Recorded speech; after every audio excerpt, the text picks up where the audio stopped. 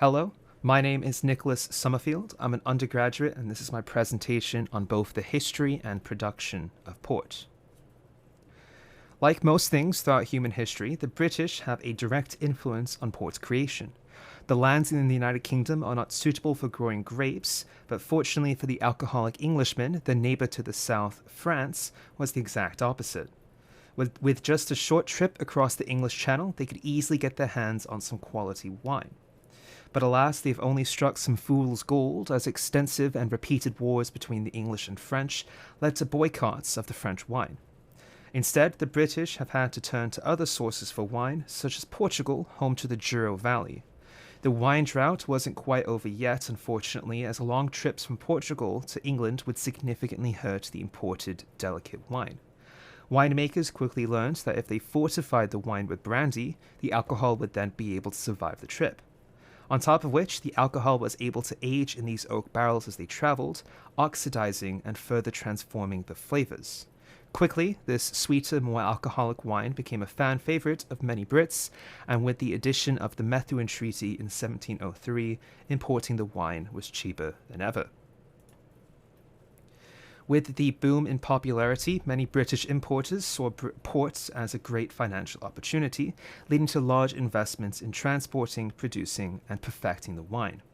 Their success led to the creation of many English-named businesses in Portugal, such as Croft, Dow's, Broadbent, Cockburn, and Sandeman, to name a few.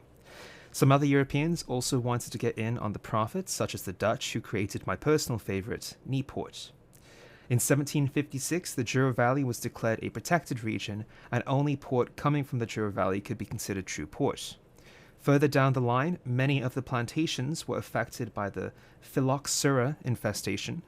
Many terraces were left crippled, leading some desperate growers to use experimental chemicals, which just damaged their fields more.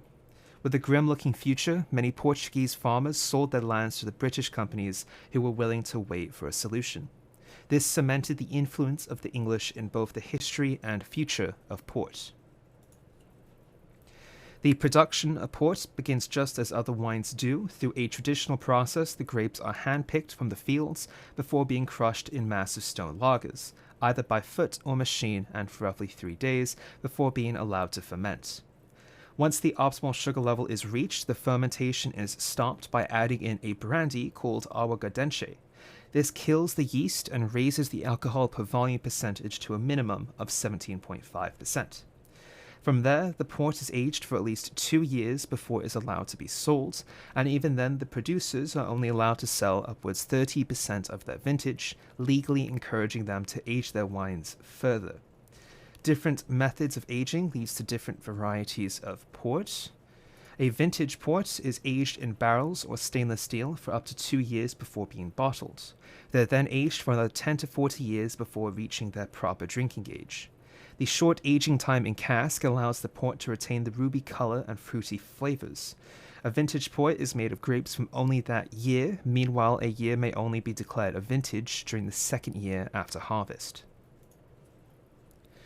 Late bottle vintage, or LBV port, is leftover vintage port that has outnumbered its demand.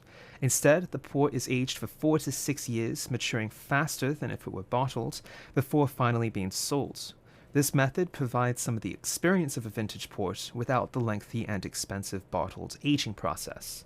Their name comes directly from the fact that they have been bottled later than typical vintages.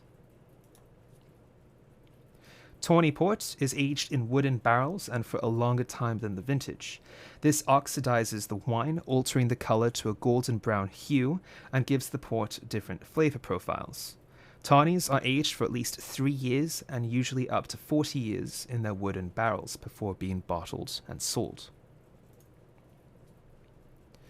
Ruby port is not aged in wood, but instead sealed in tanks that prevent oxidization for roughly 3 years. This helps retain their bright red color and fruitiness. Ruby ports are the cheapest variety of ports, and they are the most widely produced. Garofera port is first aged in wood, providing the oxidation and maturation, before moving on to a large glass demijohn for further aging. The wood oxidation lasts between 3 to 6 years, meanwhile the demijohn aging lasts for another 8 and significantly alters the flavor profile. Crusted port is made from various vintages. This allows the blender to make an interesting drink with the characteristics of many different years. And finally, white port may be created just like the other red ports, however just with white grapes. These are my sources. Thank you.